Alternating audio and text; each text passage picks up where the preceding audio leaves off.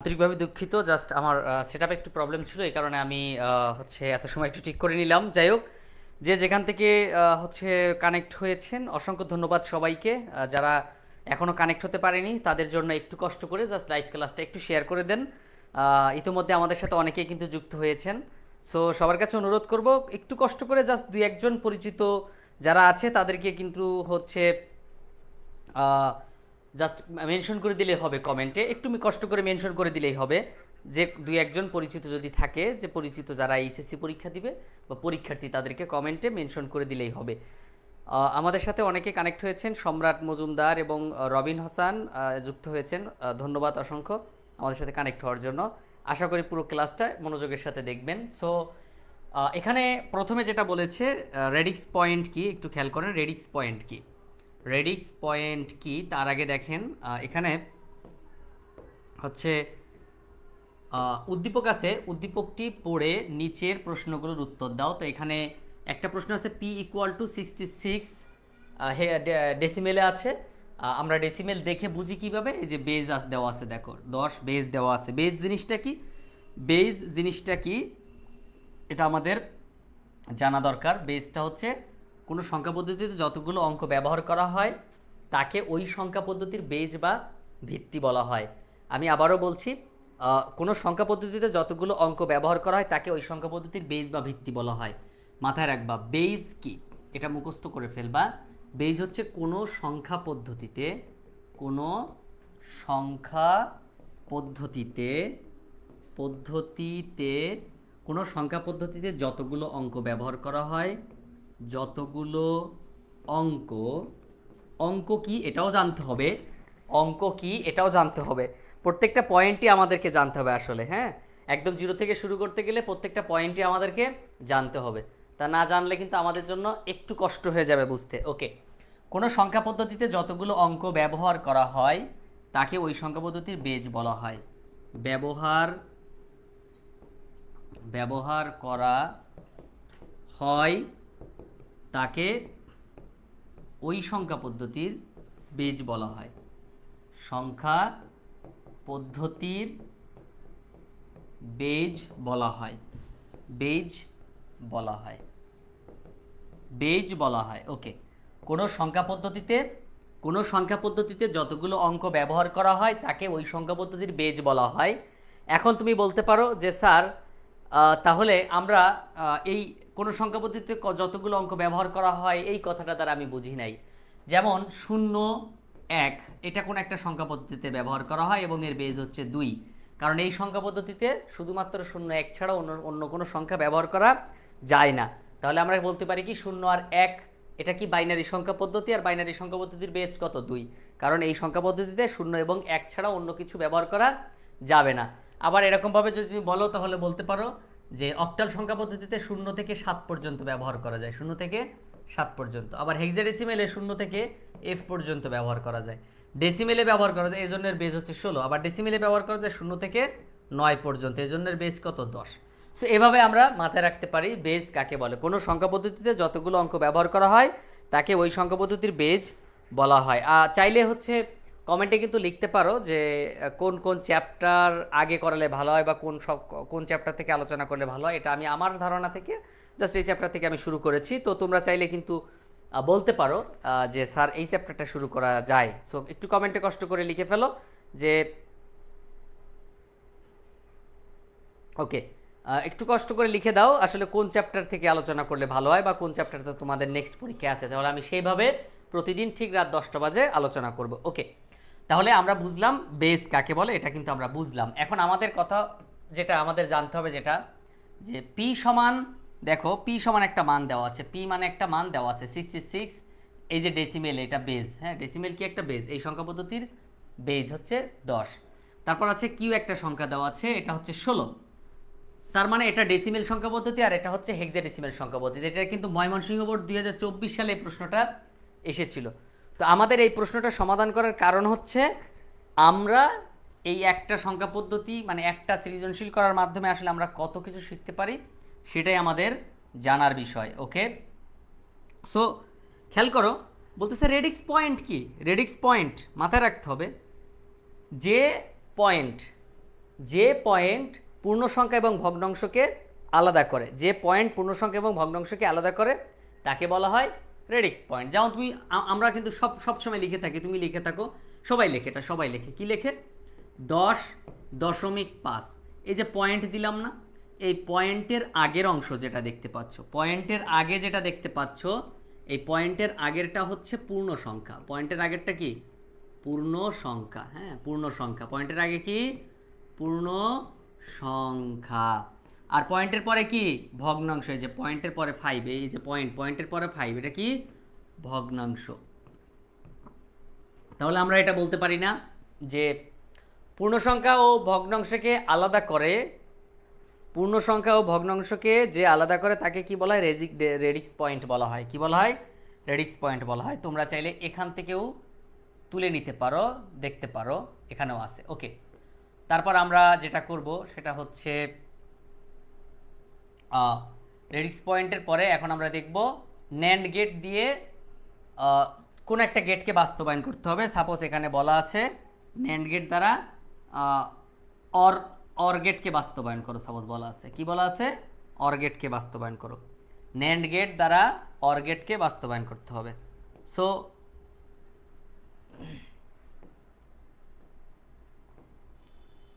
NAND gate দ্বারা or গেটকে বাস্তবায়ন করতে হবে। অর গেটকে বাস্তবায়ন করতে হবে, বাস্তবায়ন করতে হবে। খেয়াল করো, ন্যান্ড গেট দ্বারা অর গেটকে বাস্তবায়ন করতে হবে। আমরা কোন চ্যাপ্টার নিয়ে আলোচনা করলে ভালো হয়, যারা এই মুহূর্তে আমার সাথে কানেক্ট হয়েছে তারা কিন্তু চাইলে লিখে দিতে পারো, তাহলে আমি সেই চ্যাপ্টার নিয়ে নেক্সট ক্লাসে কাজ করব, ঠিক আছে। সো যে যেখান থেকে কানেক্ট হয়েছো অসংখ্য ধন্যবাদ আমার সাথে কানেক্ট হওয়ার জন্য। প্রতিদিন ঠিক রাত 10টা বাজে লাইভ ক্লাসটা আমি নিয়ে থাকি। সো প্রতিদিন রাত 10টা বাজে চাইলে আমার সাথে কানেক্ট হতে পারো। আমাদের সাথে ইতিমধ্যে অনেকেই আমি দেখতে পাচ্ছি কানেক্ট হয়েছে। সো যারা কানেক্ট হয়েছে সবাইকে ধন্যবাদ কানেক্ট হওয়ার জন্য। আমি চাই প্রতিদিন তোমরা আমার সাথে যুক্ত হবে এবং এই লাইভ ক্লাসটা উপভোগ করবে, একসাথে ক্লাসটা করবে। কোন চ্যাপ্টার আগে আলোচনা করলে ভালো হয়, বা প্রতিদিন কোন চ্যাপ্টার থেকে কোনো সৃজনশীল যদি থাকে যে স্যার এই সৃজনশীলটা সমাধান করেন, আমাকে হোয়াটসঅ্যাপে পাঠাতে পারো। এবং আমাকে হোয়াটসঅ্যাপে পাঠাতে পারো এই নাম্বারে 01647550096। তোমরা চাইলে এই নাম্বারে হোয়াটসঅ্যাপে আমাকে পাঠাতে পারো যে কোনো অঙ্ক বা যে কোনো প্রবলেম, যা স্যার এটা আমাকে সমাধান করে দেন, এমন যদি থাকে তাহলে অবশ্যই জানাতে পারো, ঠিক আছে। সেটা আমি চাইবো সমাধান করে দেওয়ার জন্য, ঠিক আছে। আমি চেষ্টা করব সমাধান করে দেওয়ার জন্য। ওকে, আমাদের সাথে অনেকেই যুক্ত আছেন, এখনও আমাদের সাথে অনেকে যুক্ত আছেন দেখছেন। কোন চ্যাপ্টার থেকে আলোচনা করবো আমাকে একটু কষ্ট করে জানাও, তাহলে আমার জন্য আর কি সুবিধা হবে প্রতিদিন ক্লাস করাইতে, ঠিক আছে। ওকে, সো এবার দেখো আমরা তাহলে আলোচনা করি। যেটা বলতে চাচ্ছিলাম সেটা হচ্ছে ন্যান্ড গেট দ্বারা অর গেটকে বাস্তবায়ন করতে হবে। খেয়াল করো, ন্যান্ড গেট দ্বারা অর গেটকে বাস্তবায়ন করতে হবে। তো মাথায় রাখো, তুমি সচরাচর জানো যে আমরা হচ্ছে ইট দিয়ে ঘর তৈরি করি। কি দিয়ে? ইট দিয়ে ঘর তৈরি করি। তো এখন তোমাকে যদি বলা হয় যে ইট না দিয়ে তোমাকে মাটির পরিবর্তে মাটি দিয়ে ঘর তৈরি করতে হবে, কি বললাম? ইট না দিয়ে বলে যদি বলে মাটি দিয়ে ঘর তৈরি করতে হবে, তাহলে তুমি মাটি দিয়ে কি ঘর তৈরি করতে পারবে না? পারবে। তবে হয়তো ইটের ঘরের মতো হবে না, কিন্তু মাটি দিয়ে তৈরি করা যাবে। এখন কথা হচ্ছে যে আমরা জাস্ট একটা কাজ করব আরেকটা কাজের মাধ্যমে। যেমন ঘর তৈরি করার জিনিসপত্রই হচ্ছে ইট, তাই না, প্রধান, কিন্তু সেখানে আমরা ব্যবহার করব মাটি। তার মানে কি, আমি একটার পরিবর্তে আরেকটা ব্যবহার করতেছি। তো এটাই বলতে চাচ্ছিলাম যে আমাকে সচরাচর যদি বলা হয় অর্গেটে চিত্র আঁকতে, তাহলে আমরা অর্গেটে চিত্র কিভাবে আঁকি? অর্গেটে চিত্রটা কিন্তু এমন হয়, এটা হচ্ছে অর্গেটের একটা চিত্র। এই যে অর্গেট এ বি, আর এখানে হয়ে থাকে কি এ প্লাস বি। খেয়াল করে, এটা কি একটা অর্গেটের চিত্র। সো এখন আমাকে যদি বলা হয় এই অর্গেটের চিত্রটা দিয়ে যে আমি অর্গেটের চিত্র আঁকতে পারবো না, আমাকে সব জায়গায় ন্যান্ড গেট আঁকতে হবে। তো ন্যান্ড গেট কেমন হয়? ন্যান্ড গেট সচরাচর কিন্তু এমন গুণের গেট হয়। ন্যান্ড গেট মানে কি এমন গুণের গেট। তো তোমাকে সব জায়গায় ব্যবহার করতে হবে, সব জায়গায় ব্যবহার করতে হবে এই ন্যান্ডের চিত্র, সব জায়গায় ব্যবহার করতে হবে কি ন্যান্ড, কিন্তু বাস্তবায়ন করতে হবে এই অর গেট, বাস্তবায়ন করতে হবে অর গেট, ঠিক আছে। মানে ফলাফল পেতে হবে এ প্লাস বি। তুমি চিত্র ব্যবহার করবা ন্যান্ডের, কিন্তু ফলাফল পেতে হবে কি, ফলাফল পেতে হবে এ প্লাস বি, এটা মাথায় রাখতে পারো। সো আমি এখন যদি এটাকে বাস্তবায়ন করতে চাই তাহলে কিভাবে বাস্তবায়ন করব। তো আমি সচরাচর যেটা করাই আমার পেইড ব্যাচের মধ্যে এই ন্যান্ড গেট দিয়ে যত বাস্তবায়ন আছে সব বাস্তবায়নগুলো একসাথে করাই দেই। পেইড ব্যাচের মধ্যে এই কাজটা করি যে ন্যান্ড গেট দ্বারা সব গেটগুলো বাস্তবায়ন করাই দেই। এখন যেমন ন্যান্ড গেট দ্বারা সব গেট যদি বাস্তবায়ন তুমি পারো, তাহলে কিন্তু তার মধ্যে অর গেটও একটা পড়ে, সো তুমি অর গেট দ্বারাও পারবা, নর্মালি পারবা, এটা একদম নর্মালি তুমি চিন্তা করলে পারবা। সো এখন আমি দেখো এই ন্যান্ড গেট দ্বারা সবগুলো গেট আমি বাস্তবায়ন করে দেখাই তোমাকে। হ্যাঁ, তাহলে আমি কি বললাম বলো তো, আমি বললাম ন্যান্ডের চিত্র হয় এই যে এটা হচ্ছে ন্যান্ডের চিত্র। তো আমি সব এই ন্যান্ডের চিত্র ব্যবহার করব। দেখো এ বি, যদি আমি এখানে ন্যান্ডের চিত্র দেই, হ্যাঁ এখানে যদি আমি ন্যান্ডের চিত্র দিই তাহলে কেমন হবে দেখো, এটা হচ্ছে ন্যান্ডের চিত্র, ন্যান্ড, তাহলে এখানে কি পাবো এ বি পাবো, মাথায় নট পাবো, এ বি মাথায় নট পাবো। তারপর এটাকে আবার ডাবল করে নাও, হ্যাঁ এটাকে আবার কি করব ডাবল করে নিব। তাহলে এটাকে যদি ডাবল করে নেই তাহলে কি হয় দেখো তো, ডাবল করে নিলাম, এটা আরেকটা ন্যান্ড গেট আঁকলাম। তাহলে খেয়াল করো এখানে এ বি আসতেছে, আর এই যে একটা নট, এই যে নট, এই নট সহ এখানে আরেকটা নট, তার মানে ডাবল নট। তাহলে আমি কি পেলাম, শুধু এ বি পেলাম। তাহলে এটা কিন্তু গুণ, দেখো এটা কি এ বি কি অবস্থা আছে, গুণ না। দেখো আমি চিত্র কিসের দিছি, ন্যান্ডের চিত্র দিছি, আমি চিত্র দিছি ন্যান্ডের, কিন্তু ফলাফল পাইছি কি শুধু এ বি ফলাফল পাইছি, তাই না, শুধু এ বি পাইছি। ওকে, তারপর আমরা আবার যদি আর্ট করি এভাবে এ, এই যে শুধু এ এর জন্য এ নট পাবো, তারপর শুধু বি এর জন্য কি পাবো, বি নট পাবো।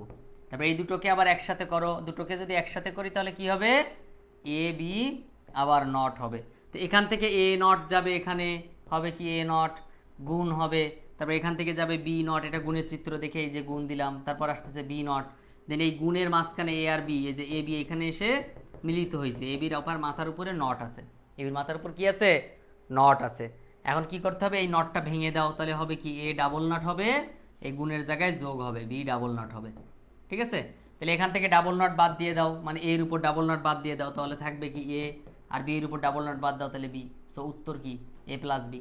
এটা হচ্ছে অ্যাকচুয়ালি উত্তর, খ নাম্বারটা অ্যাকচুয়ালি উত্তর কি এইটা, যে ন্যান্ড গেট দ্বারা অর গেট বাস্তবায়ন করো। দেখো তো এটা অর না যোগ না, এ প্লাস বি এটা কি যোগ, তাহলে কিন্তু আমি ফলাফল কি পাইছি, যোগ পেয়েছি, তাই না, আমি ফলাফল ঠিকই যোগ পেয়ে গেছি। ওকে, জাস্ট ইতিমধ্যে অনেকে কানেক্ট হয়েছেন, ধন্যবাদ সবাইকে যে যেখান থেকে কানেক্ট হয়েছে। আমি চাই প্রতিদিন তোমরা আমার সাথে কানেক্ট হও, প্রতিদিন আমার লাইভ ক্লাসে যুক্ত হও এবং লাইভ ক্লাসটা প্রতিদিন দেখো, অন্যকে দেখার সুযোগ করে দাও, জাস্ট একটু শেয়ার করলে হয় বা 2-5 জন বন্ধু বান্ধবকে একটু মেনশন করলে হয়। যারা মেনশন করবে তাদেরকে কিন্তু লেকচার শিট ফ্রিতে দেওয়া হবে, এটা মাথায় রেখো। যারা এই লাইভ ক্লাসগুলো শেয়ার করবে তাদেরকে লেকচার শিট ফ্রিতে দেওয়া হবে। ওকে, তো এবার চলো আমরা গ নাম্বারে যাই, কি বলছে দেখি, গ নাম্বারে সমাধান করি। সো এখানে গ নাম্বারে বলতেছে পি এর মান 102 এন হলে এন এর মান নির্ণয় করো। খেয়াল করো পি এর মান কত, পি এর মান বলছে, পি এর মান হচ্ছে, পি মান হচ্ছে 66 ডেসিমেলে আছে, এই যে পি সমান 66, এটা কিসে আছে, ডেসিমেলে আছে, তাই না, ডেসিমেলে আছে। তারপর কি করছে, এখন এখানে বলতেছে কি পি এর মান 102 আছে না, 102 পি সমান 102, এটাকে বলছে কি, এটাকে বলছে পি সমান 102 এন হলে, এন এখানে কি এন হলে এটা আর কি দেখাতে হবে, কি করতে হবে, এন এর মান, এন এর মান বের করতে হবে, এন এর মান বের করতে হবে, তাই না, এন এর মান কি করতে হবে, বের করতে হবে। এখন এখানে কাজ কি, পি এর জায়গায় পি এর মানটা বসাই দাও, পি এর মান কত ছিল বলো, পি এর জায়গায়, পি এর মানটা জাস্ট পি এর জায়গায় বসাই দাও। তো পি সমান কত ছিল, পি সমান ছিল হচ্ছে 66 ছিল, এই যে 66 ছিল, হ্যাঁ পি সমান কত ছিল, 66 ছিল, এবং এটা ছিল কি ডেসিমেলে। তো এখন আমি যেটা করব, এইটা হচ্ছে তোমার ডেসিমেলে আসে না, তো এই ডেসিমেলে আসার জন্য আমি সচরাচর কি করি, যে কোনো পদ্ধতি থেকে বেস দ্বারা গুণ করি, মানে আমি চাচ্ছি এটাকে ডেসিমেলে আনতে, এটাকে কি করতে, ডেসিমেলে আনতে। তাহলে আমি দেখবো ডেসিমেলে যদি আনতে পারি তাহলেই হবে, ঠিক আছে। সো এখন আমাকে যেটা করতে হবে, এই 102কে আমি ডেসিমেলে আনবো, তো 102 এর সাথে যে বেস আছে ওই বেস দ্বারা গুণ দিতে হবে। তাহলে আমি যদি বলি তোমাকে যে 1101 আছে, এটা বাইনারিতে আছে, তুমি এটাকে ডেসিমেলে নিবা, তাহলে 1 এর সাথে 2 গুণ দিবা, 1 এর সাথে 2 গুণ দিবা, শূন্যর সাথে 2 গুণ দিবা, তারপর এই যে 1 এর সাথে 2 গুণ দিবা, প্রত্যেকটার সাথে কি করবা 2 গুণ, তার পাওয়ার বসাবা 1 2 3 4। দেখো তার মানে কি নিয়ম কি, যে পদ্ধতি থেকে আমরা ডেসিমেলে যাব ওই পদ্ধতির বেস দ্বারা গুণ করব। যে পদ্ধতি থেকে আমরা ডেসিমেল পদ্ধতিতে যাব ওই পদ্ধতির বেস দ্বারা আমরা গুণ করব, ঠিক আছে। ওকে, ওই পদ্ধতির বেস দ্বারা গুণ করব। তো এখন যদি এমন হয়, সাপোজ যদি এমন এমন যদি কখনো থাকে যে কোনো একটা সংখ্যা আছে, সাপোজ 2 0, এটা আছে অক্টালে, তাহলে এখন আমি এটাকে ডেসিমেলে গেলে কি করব, 2 এর সাথে 8 গুণ হবে যোগ 0 সাথে 8 গুণ হবে, পাওয়ার বসাবো 0 1। সিস্টেম কি, যেমন আমি এখন আসি অক্টালে, তাহলে অক্টাল থেকে ডেসিমেলে গেলে 8 দ্বারা গুণ হবে। যদি আমি এভাবে যদি হেক্সাডেসিমেলে থাকি, যদি কখনো এরকম থাকে হেক্সাডেসিমেলে, মানে হেক্সাডেসিমেলে কি আছে, হেক্সাডেসিমেলে 20 আছে সাপোজ, এটা আছে হেক্সাডেসিমেল, তাহলে কি করব, প্রত্যেকটার সাথে 16 গুণ করব, 0 সাথেও কি করব 16 গুণ করব, তারপর এটা পাওয়ার 0 এটার পাওয়ার 1, এভাবে আর কি আমরা কাজ করে থাকি। তো এইখানে সেম কাহিনী, 102 আছে, 102 এর বেস কত, n আছে, বেস কত n আছে, বেস কি আছে n আছে। তাহলে n যদি থেকে থাকে, তাহলে দেখো n যদি থাকে তাহলে আমি n এর সাথে n সবার সাথে গুণ দেবো, তো 1 গুণ n প্লাস 0 গুণ n প্লাস 2 গুণ n। দেখো তাহলে 1 এর সাথে n গুণ দিলাম, 0 এর সাথে n গুণ দিলাম, 2 এর সাথেও n গুণ দিলাম। এখন আমি কি করতে পারি, পাওয়ার বসাবো। তো প্রথমটার পাওয়ার কত 0, তার আগেরটা কত 1, তার আগেরটা কত 2, খেয়াল করো 0 1 2। তো এখন এই 1 ইন্টু n এর পাওয়ার n স্কোয়ার, তার মানে কি এখানে তো মূলত n স্কোয়ারই থাকে, কি থাকে n স্কোয়ার থাকে না, n স্কোয়ার থাকে, প্লাস তারপর দেখো এখানে কি আছে, এখানে 0 সাথে n গুণ করলে 0ই হয়, তারপর এখানে কি আছে 2 ইন্টু যার পাওয়ার 0, মানে n এর পাওয়ার 0, যার পাওয়ার 0 হবে সেটা 1 হবে, যার পাওয়ার 0 হবে সেটা কত হবে 1 হবে। 5 এর পাওয়ার যদি 0 হয় তাহলে কি লিখি 1, 6 এর পাওয়ার যদি 0 হয় তাহলে কি লিখি 1, মানে যার পাওয়ার 0 হবে। তো n এর পাওয়ার 0 না, তাহলে n এর সমান কত হবে 1 হবে, n এর পাওয়ার 0 তাহলে কি হবে 1 হবে। তাহলে এখন দেখো n স্কয়ার প্লাস এখানে 0 দেয়া লাগে না, 2 1 কে 2, খেয়াল করো 2 1 কে কত 2, ব্যাপারটা বুঝো কিন্তু, 2 1 কে কত 2। তাহলে এখন আমি যদি এই হচ্ছে তোমার সাইড, এখানে এখানে কত ছিল 66 ছিল না, এই পাশে কত ছিল 66 ছিল, 66 ছিল, কত ছিল 66 ছিল, ব্যাপারটা বোঝার ট্রাই করো, 66 ছিল। তো আমি চাচ্ছি এই পুরোটাকে এই পাশে রাখতে, পুরোটাকে কি করতে চাচ্ছি বাম পাশে রাখবো, বাম পাশে রাখবো, এই বেস দেওয়া লাগে না, 66 বেস ডেসিমেল 10, 10 বেস দেওয়া লাগে না, 10 বেস না দিলেই হয়। তাহলে আমি কি করলাম, বাম পাশে 66 66 রাখলাম, হ্যাঁ প্রতিবার, কারণ এই পুরোটাকে আমি এই পাশে আনবো, কি লিখবো n স্কোয়ার প্লাস 2 সমান, আর এই পুরোটাকে ওই পাশে নিব 66 নিলাম। এখন দেখো এখন যেটা করব খুব গুরুত্বপূর্ণ, হ্যাঁ খুবই গুরুত্বপূর্ণ জায়গা, দেখো এখন এই n স্কোয়ার, এই 2টা n এর সাথে কি অবস্থা আছে, যোগ আছে না, তো ওর পাশে গেলে কি হবে বিয়োগ হবে, তাহলে 66 বিয়োগ 2, তারপর দেখো n এর উপর স্কোয়ার আছে, এই 66 কে 2 গেলে কত হয় 64 হয়, 66 2 গেলে কত হয় 64 হয়। তারপরে এই এক পাশে বর্গ অন্য পাশে গেলে বর্গমূল হয়, যেমন এই পাশে স্কোয়ার আছে না, তাহলে ওই পাশে গেলে এই n এর n এ থাকবে, এই যে স্কোয়ারটা ওই পাশে গেলে এই যে রুট হয়ে গেছে, রুট মানে কি বর্গমূল। তাহলে 64 কে বর্গমূল করলে কত হয়, তাহলে কোনো সংখ্যাকে হ্যাঁ ওই সংখ্যা দ্বারা গুণ করো, করে যদি 66 হয় তাহলে ওইটা বর্গমূল, হ্যাঁ 66। তাহলে যেমন 8 গুণ 8, তার মানে কি 8 8 64, 8 8 কত 64, তার মানে আমরা এই 8 গুণ 8 মানে কি লিখতে পারি কি 8 স্কোয়ার, তাই না। যাই হোক, তাহলে এখানে এই যে 64 কে রুট করলে কত হয় 8 হয়, সো n মানে কত 8, n মানে কত 8, এটা আমাদের চাইছে যে n এর মান বের করতে হবে, কি করতে হবে n এর মান বের করতে হবে। তো এভাবে আমরা করতে পারি, n এর মান বের করতে পারি, তো এইভাবে আর কি আমরা সমাধান করব, ঠিক আছে, এইভাবে সমাধান করব। ওকে, তারপর চলো আমরা পরেরটাতে যাই। এখানে যদি কেউ বুঝতে না পারো আমাকে একটু কমেন্টে লেখো কষ্ট করে, যদি বুঝতে না পারো আমাকে একটু বলো, তাহলে আমি আবার নতুন করে আরেকবার বুঝাই দেব, ঠিক আছে। বুঝতে প্রবলেম হলে আমাকে অবশ্যই অবশ্যই বলতে হবে কমেন্টে, ঠিক আছে, অবশ্যই অবশ্যই বলবা। ওকে, যে যেখান থেকে যুক্ত হয়েছো সবাইকে ধন্যবাদ। আশা রাখি প্রত্যেকেই প্রতিদিন আমার লাইভ ক্লাসে কানেক্ট হবে এবং আমার লাইভ ক্লাসটা প্রতিদিন দেখবে, যদি তোমার উপকার হয়। সো উপকার হলে অবশ্যই অবশ্যই দেখবে, উপকার হলে আমিও তো দেখতাম, তাই না। সো এভাবে আর কি আমাদেরকে হেল্প নিতে হবে একজন আরেকজনকে, হ্যাঁ। কমেন্ট বললাম তো, কমেন্টে যদি 5 জন বন্ধুকে মেনশন দিয়ে দাও তাহলে লেকচার শিট ফ্রি পাবে, এই অধ্যায়ের লেকচার শিট পুরোটা কি হবে ফ্রি দেয়া হবে। তারপর দেখো বলতেছে কি 66 10 আর কিউ হচ্ছে 2b হেক্সাডেসিমেল, এটাকে বলছে -p প্লাস -কিউব। তো এটা আগে একটু দেখি, p সমান কত 66, হ্যাঁ p সমান কত 66, এটা ডেসিমেলে আছে। কিউ সমান কত 2b হেক্সাডেসিমেল আছে, কিউ সমান কত 2b যেটা হেক্সাডেসিমেলে আছে। তো এটাকে আমি একটু ডেসিমেলে নিয়ে নেই। কি নিব? এটা একটু ডেসিমেলে নিব। এখানে বলছে কি দেখো, এখানে বলছে হচ্ছে 2 এর পরিপূরক পদ্ধতি বলছে 2 এর পরিপূরকের সাহায্যে -p10 প্লাস -3 নির্ণয় করো। সো এটা কি 2 এর পরিপূরক পদ্ধতি। তো এটাকে 2 এর পরিপূরক পদ্ধতি করতে গেলে সবার আগে যেটা ভাবতে হয় যে দুটো মান ডেসিমেলে আছে কি না। দুটো মান যদি ডেসিমেলে থাকে তাহলে তো ভালো। তো পি এর মান যেমন ডেসিমেলে আছে কিন্তু কিউ এর মান ডেসিমেলে নাই, এজন্য কি করব, এই কিউ এর মানকে 2 এর সাথে 16 গুণ করব। 2 এর সাথে কি করব? 16 গুণ করব। আর বি এর সাথে 16 গুণ করব।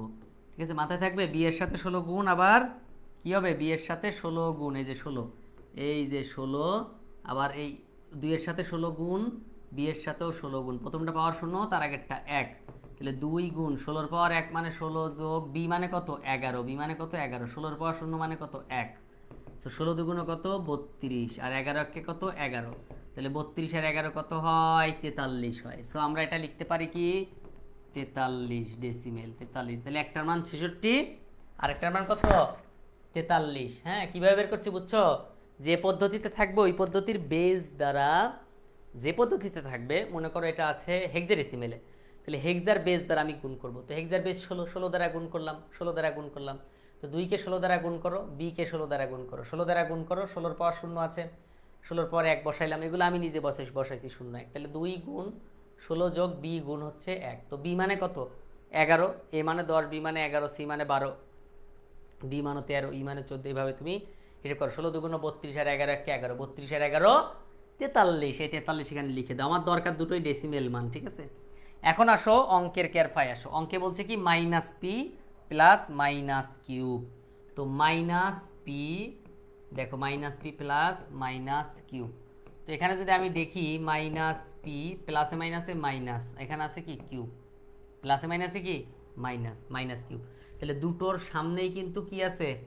মাইনাস চিহ্ন আছে। দুটোর সামনে কি আছে? মাইনাস চিহ্ন আছে। সেই দুটোকে বাইনারিতে আগে রূপান্তর করে নিতে হবে। দুটোকে কি করতে হবে? বাইনারিতে রূপান্তর করে তারপর আমাদেরকে এই কাজটা করতে হবে 2 এর পরিপূরক পদ্ধতিতে। খুবই টাফ কিন্তু অঙ্কটা, হ্যাঁ খুবই টাফ। তো প্রথমে 66কে বাইনারিতে নাও। 66কে বাইনারিতে নিলে আমরা জানি আমি যে পদ্ধতি থেকে বাইনারিতে যাব ওই যে পদ্ধতিতে যাব, হ্যাঁ যে পদ্ধতিতে যাব ওই পদ্ধতির বেস দ্বারা ভাগ দিব। যেমন আমি যাচ্ছি কোথায়? বাইনারিতে। তাহলে বাইনারি বেস কত? 2, তাহলে আমি ভাগ দিব 2 দ্বারা। সো 2 দ্বারা ভাগ দাও। 33 দুগুণ 66, 33 দুগুণ 66 মিলে গেছে। 33 দুগুণ 66 মিলে গেলে 0 বাদ দেবো। 33কে 2 দ্বারা ভাগ দাও। 16 দুগুণ 32, 16 দুগুণ 32, কিন্তু হওয়ার কথা কত? 33 হয়েছে। 16 দুগুণ 32, তাহলে 1 বাদ দিয়ে দাও। 1 বাদ দিলাম। তারপর খেয়াল করো 16কে 2 দ্বারা ভাগ দাও। 8 দুগুণ কত? 16, 8 দুগুণ কত? 16, 16 মিলে গেছে না? মিলে গেলে আমরা 0 বাদ দিব। তারপর আবার 8কে 2 দ্বারা ভাগ দাও। 4 দুগুণ 8, মিলে গেছে 0। 4কে 2 দ্বারা ভাগ দাও। 2 দুগুণ 4, মিলে গেছে কি? 0। 2কে 2 দ্বারা ভাগ দাও। 2 1কে 2, 2 1কে কত? 2, মিলে গেছে 0। 1কে 2 দ্বারা ভাগ দাও। 1কে আর 2 দ্বারা ভাগ দেওয়া যায় না, দেখে এখানে 0 লিখে এই একটা বাদ দিয়ে দিলাম। তাহলে 66 বাইনারি মান কত পাইছি বলো? 66 বাইনারি মান কত? এখানে লিখতে হবে 66 সমান, এটার বাইনারি মান হচ্ছে 1 0। এই নিচ থেকে উপরে, নিচেরটা থেকে উপরেরটা যা আছে তাই লিখতে হবে। তাহলে কি কি আছে? 1 0 0 0 0। দেখো কয়টা 0 আছে? 1, তারপর 4টা 0, তারপরে 1 0। এটা হচ্ছে বাইনারি মান 66 বাইনারি মান। তারপরে 43 এর বাইনারি মান বের করব। কার বাইনারি মান বের করব? 43 এর বাইনারি মান। তো 43 এর বাইনারি মান এখান থেকে বের করো। 43, তো প্রথমে 2 দ্বারা ভাগ দাও। 21 দুগুণ 42, 21 বার যায়, মিলে না, 1 বেশি আছে, বাদ দিয়ে দিলাম। 21কে 2 দ্বারা ভাগ দাও। 11 দুগুণ 22, হয় না, তাহলে 10 দুগুণ 20, বেশি আছে, 1 বাদ দাও। 10কে 2 দ্বারা ভাগ দাও। 5 দুগুণ 10, মিলে গেছে 0। 5কে 2 দ্বারা ভাগ দাও। 2 দুগুণ 4, বেশি আছে, 1 বাদ দিয়ে দিলাম। 2কে 2 দ্বারা ভাগ দাও। 2 1কে 2, মিলে গেছে 0। 1কে 2 দ্বারা ভাগ দাও। 0 লিখে 1 বাদ দিয়ে দাও। তার মানে কি 1, লাস্টে কি থাকলো? 1 0 1 0 1 1। এটা হচ্ছে 43 এর মান। 1 0 1 0 1 1। এটা কি? বাইনারি মান। ক্লিয়ার? তাহলে খেয়াল করো, আমি দুটো বাইনারি মান আমার দরকার ছিল, আমি পেয়ে গেছিলাম। ঠিক আছে, এখন আমি কি করব? -p কিউব করব। তো মাইনাস যার আগে থাকবে কি থাকবে বলো? মাইনাস যার আগে থাকবে তাকে অবশ্যই 1 এর পরিপূরক 2 এর পরিপূরক করতে হবে। ঠিক আছে, মাইনাস যার আগে থাকবে তাকে অবশ্যই কি করতে হবে? 1 এর পরিপূরক 2 এর পরিপূরক এটা করতে হবে। ইতিমধ্যে অনেকেই আমাদের সাথে কানেক্ট হয়েছে, থ্যাংক ইউ সো মাচ যারা কানেক্ট হয়েছো। সবার কাছে হার্ডলি রিকোয়েস্ট করি, প্লিজ দয়া করে আমার লাইভ ক্লাসটা একটু শেয়ার করো, যাতে আরও অনেকেই আমার সাথে কানেক্ট হতে পারে, তোমরা একসাথে যেন অনেকেই ক্লাসটা দেখতে পারো। যদি এত পরিশ্রম করতেছি, সো আরও অনেকজন যদি কানেক্ট হয় তাহলে আমার পরিশ্রমটা বিফলে যাবে না। এজন্য বলি সবাই একটু কষ্ট করে হলেও লাইভ ক্লাসটা একটু কষ্ট করে শেয়ার করে দাও, অথবা হচ্ছে তোমার হচ্ছে কি বলে কমেন্টে একটু কষ্ট করে তাদের নামটা মেনশন করো যারা ইন্টারমিডিয়েটে পড়াশোনা করে বা এইচএসসি নিয়ে একটু টেনশনে আছে। ঠিক আছে, সবাই টেনশনে থাকার কথা। তো দুটোর আগে মাইনাস চিহ্ন আছে, এর জন্য দুটো মানকে একের পরিপূরক দুইয়ের পরিপূরক করব। তাইলে 1 0, হ্যাঁ 1 0 0 0 0 1 0, এটা হচ্ছে কি মান। তো আমরা দেখব 1 2 3 4 5 6 7, 1 2 3 4 5 6, 7টার কম আছে। কয়টা আছে? 7টার কম আছে। তো 7টার কম থাকলে আমরা সেটারে মানে এই 7 বিট নিয়ে কাজ করব, 7 বিটই থাকবে। তাহলে প্রথমে একের পরিপূরক, প্রথমে কি করব একের পরিপূরক। তাহলে আমি এখানে লিখি একের পরিপূরক, একের পরিপূরক। ওকে, তো একের পরিপূরকের সিস্টেম কি? শূন্যর পরিবর্তে 1, একের পরিবর্তে 0, 0 পরিবর্তে 1, 0 পরিবর্তে 1, 0 পরিবর্তে 1, 0 পরিবর্তে 1, একের পরিবর্তে 0, মানে 0 পরিবর্তে 1 এবং একের পরিবর্তে 0 লিখে যে মান পাওয়া যায় সেটাই হচ্ছে কি একের পরিপূরক। এবারে একের পরিপূরকের সাথে 1 যোগ করো। হ্যাঁ, কোনো বাইনারি সংখ্যার উল্টা মানকে একের পরিপূরক বলে। এবার একের পরিপূরকের সাথে 1 যোগ করো, তাহলে কত হবে দেখো। একের পরিপূরকের সাথে 1 যোগ করলে 1 আর 1 2, 10 0, হাতে আছে 1, হাতের 1 এখানে বসবে 1, এই 1 বসে যাবে, এই 1 বসে যাবে, এই 1 বসে যাবে, এই 1 বসে যাবে। ঠিক আছে, 1টা 2টা 3টা 4টা 5টা 6টা 7টা, 1টা 2টা 3টা 4টা 5টা 6টা, এই যে 7টা। ঠিক আছে, এটা গেল কার বাইনারি মান বলো তো? 66। এটার জন্য কার? 66 এর মান। ঠিক আছে, একের পরিপূরক এবং এটা হচ্ছে 2 এর পরিপূরক, 2 এর পরিপূরক, 2 এর পরিপূরক। ওকে, 2 এর পরিপূরক, এক পরিপূরক বের হইলো। এখন করব হচ্ছে কিউ এর মান। দেখো কিউ এর মান কত আছে? কিউ এর মান আছে 1 0 1 0, হ্যাঁ 1 1 1 0 1 0 1 1। এটাকে আমরা 7টা বানাবো। এটা কি করব? 7টা। তাহলে সামনে 1টা 2টা 3টা 4টা 5টা 6টা আছে, একটা শূন্য দিয়ে 7টা বানালাম। এবার আমরা করব কি? প্রথমে একের পরিপূরক করব। তাহলে একের পরিপূরক মানে কি? এটা মান বিপরীত বসাও, একের জায়গায় 0, একের জায়গায় 0 বসাও, 0 জায়গায় 1, একের জায়গায় 0, 0 জায়গায় 1, একের জায়গায় 0, 0 জায়গায় 1 বসাও। এবার এর সাথে কি করব? 1 যোগ করব। তো এর সাথে যদি আমি 1 যোগ করি তাহলে কি হয়? 0 1 যোগ করো 1 0 0 1 1 0 0 1 0 1। এটা হচ্ছে কি? এটা হচ্ছে একের পরিপূরক। এটা কি? একের পরিপূরক। আর এটা কত? 2 এর পরিপূরক, 2 এর পরিপূরক। ঠিক আছে, আর এটা কত? একের লেখার জায়গা নেই, হ্যাঁ লেখার জায়গা নেই, একটু লিখে নিও। একের পরিপূরক এবং 2 এর পরিপূরক। এবার আমাদের মেন কাজ লিখতে হবে। তাহলে আমরা কি পাইছিলাম বলো? মাইনাস পি মাইনাস কিউব, তাই না? তাহলে আমরা লিখবো কি? Minus P minus cube. তাহলে কত? 66 ছিল, তাই না? 66 ছিল, আর একটা কত? 43 ছিল। এটার আগেও মাইনাস, এটার আগেও মাইনাস। তো আমি এখানে দুটো দাগ দেবো। কি করব? দুটো দাগ দেবো। দেওয়ার পরে এখন আমি 66 যে মান পাইছিলাম, এই যে এইটা 2 এর পরিপূরক, কি করে 2 এর পরিপূরক করে যে মানটা পাইছি সেটা আমি এখানে লিখবো। তো 2 এর পরিপূরক করে কি মান পাইছিলাম দেখো? 0 1 1 1 1, হ্যাঁ 4টা 5টা 1, তারপর একটা 0। আচ্ছা, তারপরে 43 এর 2 এর পরিপূরক করে পাইছিলাম এই মানটা। তাহলে এই মানটা লিখি 1 0 1 0 1 0 1, জাস্ট 43 এর মানটা এখানে লিখলাম। এখন একটু দেখো এই যে দাগ দুটো দিছি কেন?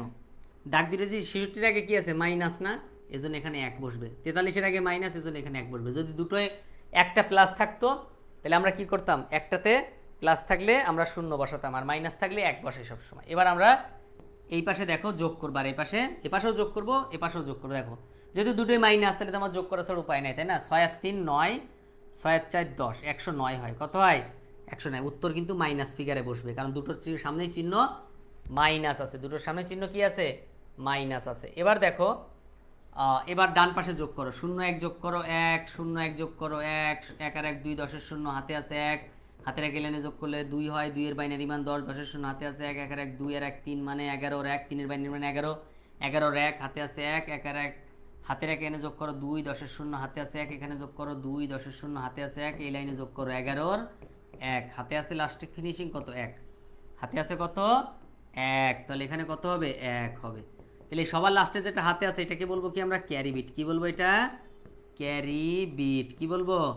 Carry bit. আর এটার নাম কি? চিহ্ন বিট। কি বলবো এটা? চিহ্ন বিট। হ্যাঁ, চিহ্ন বিট। ঠিক আছে, এখন দেখো এই উত্তরটা যখন এরকম মাইনাস আসবে 109 মাইনাস, এখানে মাইনাস চিহ্ন আসছে, আর এই ভিতরে 1, মানে কয়েকটা জিনিস দেখে আমরা বুঝবো, বাইরে মাইনাস এখানে ভিতরে 1 যখন আসবে তখন আমরা অবশ্যই কি করব, এই মানটাকে আবার 1-এর পরিপূরক 2-এর পরিপূরক করব, যেটা আমি একটু আগে করেছিলাম। ঠিক আছে, তো আবার 1-এর পরিপূরক 2-এর পরিপূরক করলে হয়ে যাবে উত্তর। তাহলে এটা উল্টাই দাও, 1-এর পরিপূরকের জন্য 1-এর জায়গায় 0, 1-এর জায়গায় 0, 0 জায়গায় 1, 0 জায়গায় 1, 1-এর জায়গায় 0, 0 জায়গায় 1, 0 জায়গায় 1, 1-এর জায়গায় কি হবে, 0 হবে। তারপর এটার সাথে যোগ করো, এটার সাথে কত যোগ করবা বলো, এটার সাথে কত যোগ করবা, 1 যোগ করবা। তাহলে এখানে 1 যোগ করো, তাহলে 1 যদি যোগ করো তাহলে কত হয়, 0 1 যোগ করো 1, 0 0 0, এখানে 1, এখানে 1, এখানে 0, এখানে 1, এখানে 1। এবার তুমি চাইলে একটু শুদ্ধি পরীক্ষা করে মিলাইতে পারো, হ্যাঁ এখানে লাস্টে এটাও 0 হবে, তো লেখার দরকার নাই।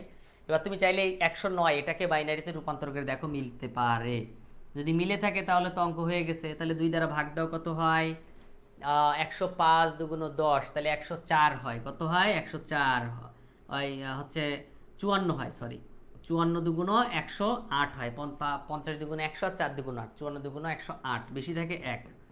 তারপর আবার 54কে 2 দ্বারা ভাগ দাও, তাহলে কত হয়, হচ্ছে তোমার 26 দুগুণ 52, 27 দুগুণ 54, 27 দুগুণ 54 মিলে গেছে, 0 বাদ দাও। 27কে 2 দ্বারা ভাগ দাও, 13 দুগুণ 26, বেশি আছে 1। 13কে 2 দ্বারা ভাগ দাও, 6 দুগুণ 12, বেশি আছে 1। 6কে 2 দ্বারা ভাগ দাও, 3 দুগুণ 6, মিলে গেছে। 3কে 2 দ্বারা ভাগ দাও, 2 1-কে 2, বেশি আছে 1। 1কে 2 দ্বারা ভাগ দাও, 0 লিখে 1 বাদ দিয়ে দাও। 1 1 0 1 1 0, খেয়াল করাই যে 1 1 0 1 1 0, তারপর লাস্টে 1। এটার উত্তর কি আসে, এটার উত্তর কি আসে দেখো, এই যে নিচ থেকে উপরে হিসাব করতে হবে, কোথা থেকে, নিচ থেকে উপরে কি আছে, 1 1 0, এই যে দেখো 1 1 0, তারপর কি 1 1 0 1 1 0, তারপর লাস্টে 1, এই যে লাস্টে 1। সো এই হচ্ছে 2-এর পরিপূরক পদ্ধতির কাজ। অনেকটা টাফ হওয়ার কথা সবার কাছে, কারণ এটা একটু টাফ। হ্যাঁ, তোমরা চাইলে স্ক্রিনশট দিয়ে তারপর খাতার মধ্যে নোট করে লিখতে পারো। আর একটা কথা মাথায় রাখবে, এই অঙ্কগুলো হয় 8 বিট নাহলে 16 বিট, না হলে কি 32 বিট হবে। কি হবে বলো, 8 বিট 16 বিট নাহলে কি হবে, 32 বিট হবে। ঠিক আছে, তো 8 বিট 16 বিট 32 বিট। তো আমি দেখো, আমি প্রথমে কিন্তু 7টা নিয়েছিলাম, অনেকে প্রশ্ন করবে স্যার আপনি 7টা নিয়েছেন, ভুল করছেন, কিন্তু তারা পুরো ভিডিও দেখবে না। হ্যাঁ, কি করবে দেখো, 1টা 2টা 3টা 4টা 5টা 6টা 7টা নিয়েছিলাম। এখন আমি যখন এই মেন কাজটা করলাম, খেয়াল করে, এই যে মেন কাজটা যখন আমি করলাম, তখন এই মেন কাজে কয়টা নিয়েছি দেখো, 1টা 2টা 3টা 4টা 5টা 6টা 7টা, এই একটা 8টা, তাহলে চিহ্ন বিট সহ 8টা হতে হবে। তো এখানে তো চিহ্ন বিট ছিল না, এই জন্য আমরা ওখানে 7টা নিছি, আর মাঝে এসে আরেকটা চিহ্ন বিট নিয়ে 8টা বানিয়ে ফেলেছি। এই হচ্ছে আমাদের আজকের ক্লাস। আজকে আমরা এই সৃজনশীলের সমাধান করলাম। সো যারা পরবর্তীতে ক্লাসটা দেখবে, জাস্ট হচ্ছে পেজের মধ্যে নতুন ঢুকে হয়তো এই ক্লাসটা পাবে। তো অনুরোধ থাকবে রাত 10টা বাজে, এবং কোন টপিকের উপর আলোচনা হবে সেই টপিকটা কমেন্টে একটু কষ্ট করে লিখে দিতে পারো। 5 জন বন্ধুকে শেয়ার করে, 5 জন বন্ধুর নাম মেনশন করে চাইলে তুমি হচ্ছে লেকচার শিট কালেক্ট করে নিতে পারো। দেখা হচ্ছে ইনশাল্লাহ পরবর্তী ক্লাসে। ভালো থাকবে। ঠিক নেক্সট ডে রাত 10টা বাজে ইনশাল্লাহ দেখা হবে। আসসালামু আলাইকুম রহমতুল্লাহ। প্রিয় এইচএসসি পরীক্ষার্থী,